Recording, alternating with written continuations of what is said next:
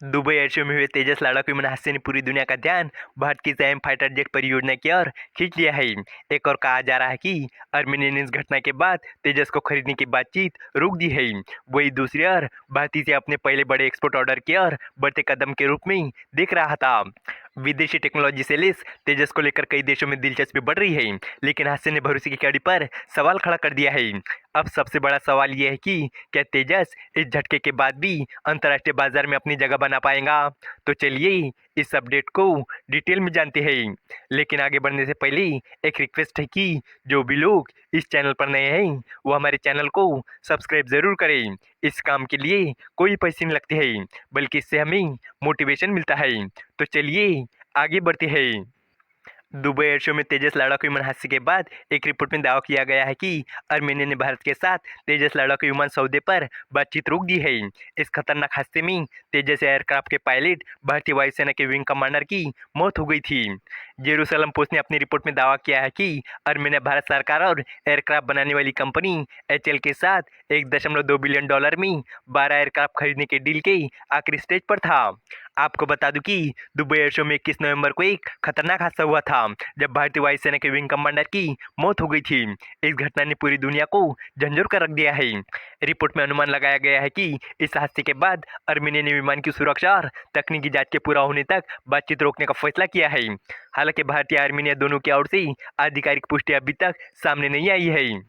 पिछले दिनों रिपोर्ट आई थी कि भारत और आर्मेनिया के बीच $1.2 बिलियन की तेजस फाइटर जेट को लेकर बातचीत चल रही है। हालांकि ना तो भारत और ना ही आर्मेनिया ने इस खबर की पुष्टि की है। पिछले महीने आर्मेनिया के रक्षा मंत्री ने मीडिया में आ रही खबरों को बेसलेस बताया था। उन्होंने उन खबरों का खंडन किया था जिनमें भारत और आर्मेनिया के बीच तेजस फाइटर जेट पर डील होने की बात कही गई थी। इसी बीच इकोनॉमिक टाइम की एक रिपोर्ट में कहा गया है कि मिस्र, आर्मेनिया और साउथ ईस्ट एशिया के देशों को भारत तेजस फाइटर जेट बेचना चाहता है, लेकिन दुबई एयर शो हादसे से एक बड़ा झटका लगा है। हालांकि एचएल को अनुमान है कि इस हादसे से विमान के सौदों पर कोई असर नहीं पड़ेगा, क्योंकि एयर शो में ऐसे हादसे होते रहते हैं। कुछ एक्सपर्ट्स का मानना है कि एयर शो में ऐसे हादसों का होना कोई पहली बार नहीं है और इससे किसी जेट की क्षमता पर सवाल नहीं उठाया जा सकता। अमेरिकी F-35 और F-16 जैसे एडवांस फाइटर जेट भी हादसों का शिकार हो चुके हैं, लेकिन फिर भी तेजस को लेकर ग्राहकों में विश्वास बनाए रखना एक चुनौती हो सकती है।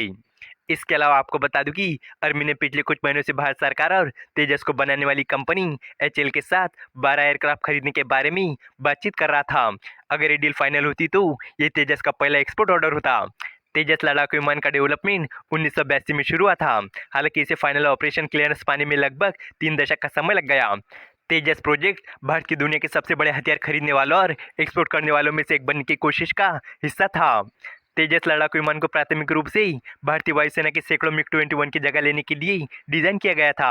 हालांकि अब तक भारतीय वायुसेना को सिर्फ 40 तेजस लड़ाकू विमान ही डिलीवर हो पाए हैं। तेजस MQ-1 नाम के एक एडवांस वर्जन का प्रोडक्शन अब शुरू हो गया है। इस विमान में कई सुधार किए गए हैं, जो इसे पश्चिमी देशों के लड़ाकू विमानों के बराबर खड़ा करने की क्षमता रखता है। हालांकि तेजस में बड़े पैमाने पर विदेशी इक्विपमेंट और पार्ट लगे हुए हैं। इसमें इसराइल का भी बड़ा योगदान है। तेजस MQ-1 में इसराइल एरोस्पेस इंडस्ट्रीज की एल्टा द्वारा बनाई गई एजर रडार टेक्नोलॉजी और कंपनी द्वारा बनाया गया एक इलेक्ट्रॉनिक वॉरफेयर सिस्टम का इस्तेमाल किया गया है। इसके अलावा तेजस के पायलटों को इसराइल की एल्बिट कंपनी के नए तरह के हाईटेक हेलमेट मिलेंगे, जिनसे वो बिना ज़्यादा मेहनत किए आसानी से निशाना लगा सकेंगे और ज़रूरी जानकारी देख पाएंगे। साथ ही विमान फ्रांस की राफेल कंपनी की डर्बी मिसाइलों से भी लैस होगा, जो रडार की मदद से दूर के लक्ष्य को बहुत सटीक तरीके से मार सकता है। इसके अलावा आपको बता दूं कि दुबई एयर शो के दौरान पिछले हफ्ते शुक्रवार को एक दर्दनाक हादसे में तेजस फाइटर जेट क्रैश हो गया, जिसमें भारतीय वायुसेना के एक वीर पायलट की मौत हो गई। भारत के लोग इस हादसे पर दुखी थे, लेकिन पाकिस्तान में कुछ लोग इस हादसे पर खुश हो रहे थे और सोशल मीडिया प्लेटफॉर्म एक्स पर कुछ पाकिस्तानी अकाउंट से अपमानजनक और मजाक उड़ाने वाले पोस्ट किए गए थे, जिसको लेकर पाकिस्तानी एयरफोर्स के रिटायर अधिकारी एयर कमांडर परवेज अख्तर खान ने मजाक उड़ाने वालों को फटकार लगाई। उन्होंने अपने पोस्ट में भारतीय पायलट को श्रद्धांजलि दी और लिखा कि आसमान का रक्षक खामोश हो गया है। इस वीडियो का कंक्लूजन ये है कि दुबई एयर शो हादसे ने तेजस फाइटर जेट के भविष्य पर कई सवाल खड़े कर दिए हैं, खासकर तब जब भारतीय से पहली बार बड़े स्तर पर एक्सपोर्ट करने की कोशिश कर रहा है। हालांकि यह हादसा चिंताजनक है, लेकिन दुनिया के कई एडवांस लड़ाकू विमान भी ऐसी घटनाओं का सामना कर चुके हैं। तेजस तकनीक विदेशी उपकरण और आधुनिक फीचर्स के साथ एक मजबूत विकल्प है और भारत को भरोसा है कि यह झटका स्थायी साबित होगा।